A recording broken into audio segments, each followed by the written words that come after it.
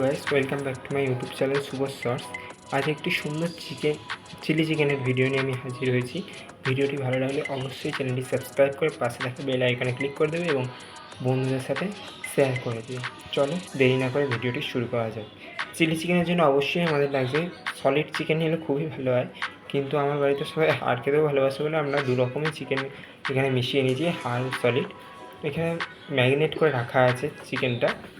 তো এখানে ম্যারিনেটের জন্য দিয়েছি গোলমরিচ গুঁড়ো, সয়া সস, সামান্য ভিনিগার এবং সাদা তেল সামান্য।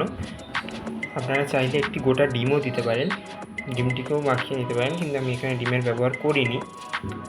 এবং এর মধ্যে মেশানো আছে পেঁয়াজ বাটা, আদা বাটা, রসুন বাটা এবং লঙ্কা বাটা দিয়ে আমরা এটাকে আধ ঘন্টার জন্য ম্যারিনেট করতে রেখে দিয়েছি।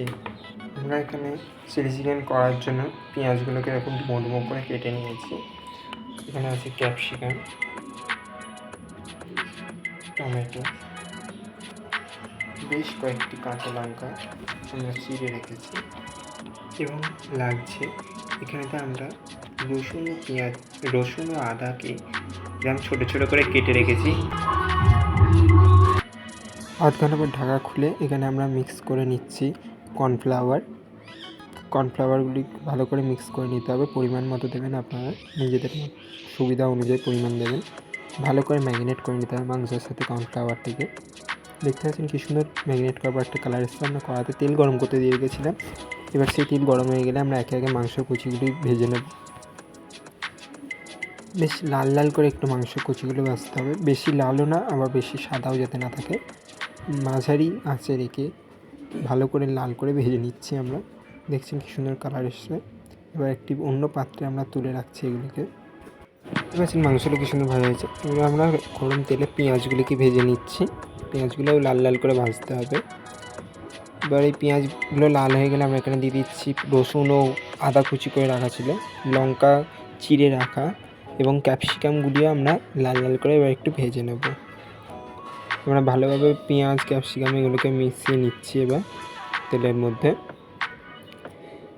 এবার আমরা এখানে কিছু টমেটো দিয়ে দেবো হাতে করে একটু ঘষে।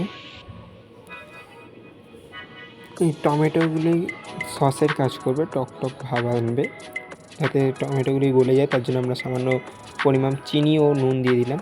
এবার আমরা মশলা দিচ্ছি। এখানে পেঁয়াজ, আদা, রসুন এবং লঙ্কা বাটা আছে, সঙ্গে নুন পরিমাণ মতো, vinegar, soy sauce, red chilli sauce,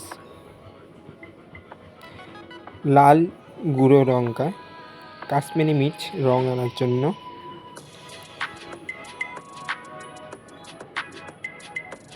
পরিমাণ মতন দেবেন সবই। কিষানের ফ্রেশ টমেটো সস, সব সসই কিন্তু আপনারা পরিমাণ মতন দেবেন। ম্যাগির হট অ্যান্ড সুইট সস এবং গ্রিন চিলি সস। আমার পরিমাণগুলো কম বেশি থাকতেই পারে সসে, আপনারা আপনাদের স্বাদ মতন সসগুলি এখানে মিক্স করবেন, দিয়ে ভালো করে মিশিয়ে নেবেন। দেখছেন কি সুন্দর একটা কালার এসছে।